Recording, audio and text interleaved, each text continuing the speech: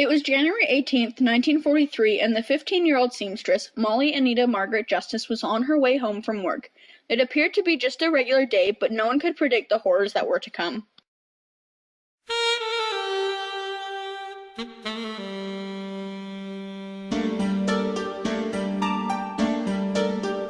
It was an average Monday evening when Justice, a head seamstress at a local clothing warehouse, caught her usual bus. She headed home from a long day at work on bus number 30. It had been wartime, and due to dim-out regulations, she had no light to guide her home. Justice got off the bus at Cary Road and walked along Vernon Avenue down to the CNR grade, where she reached her final destination on Darwin Avenue. Later that night, Molly Justice was found dead around 10 p.m. Police were led to Justice's body by a couple returning from skating on Swan Lake. The two had discovered bloody parcels and reported their findings to the Saanich police. So it was you and your wife who found Molly Justice's body, correct? Actually, we just found bloody parcels. Okay, so, walk me through what you guys did after you found those parcels. We contacted the police right away. We thought that very suspicious. Did you just head home afterwards? What were you guys thinking? Well, we stuck around till the police showed up, and then we didn't really know what else to do past then. So we just kind of went home, and we were all shook. So now that you know there's been a murder in Victoria, do you still believe it's the safe place that it was before? Definitely not. Yeah, I feel very unsafe in this place now, especially because there isn't even any suspects.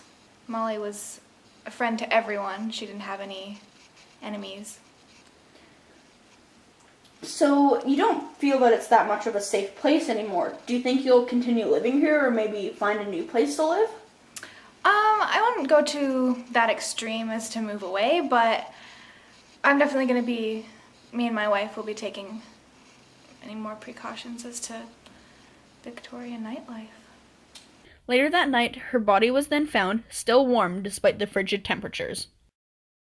Molly Justice lay face down with her coat and skirt pulled above her head. Both her purse and ring had been taken, leaving her with nothing but her clothes.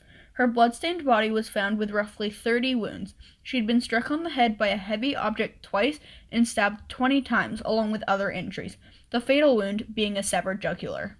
Feeling pressure to collect evidence from this murder right away, the police attempted to melt the foot of snow with hot water. They realized this might disturb any evidence and quickly stopped.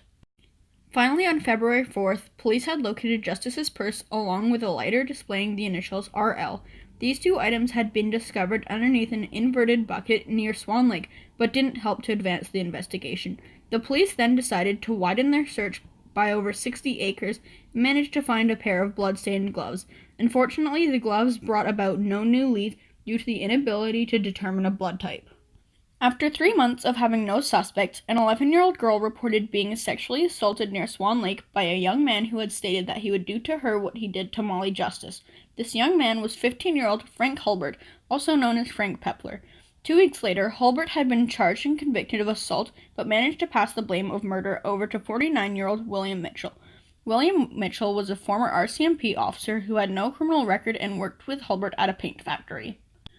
Hulbert had told police that Mitchell confessed to him about the murder. On June 15, 1943, Mitchell was charged and police revealed that Mitchell had a blood-stained knife in his rooming house. Mitchell, testifying for himself, stated that it was his own blood on the knife, and fortunately for him, his coworker Lewis Cameron testified at his trial, saying that Mitchell had been at work too late to have murdered Justice.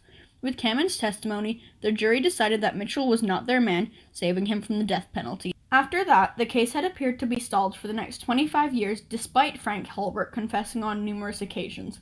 Throughout the 60s, investigators wanted to lay murder charges against Hulbert, but were denied as too much time had passed. In the end, they had to settle for perjury charges for lying about Mitchell's involvement in the murder. Hulbert was convicted after 2 trials and received a 4.5-year-long sentence. Years later, in 1996, Hulbert died in Port Alberni.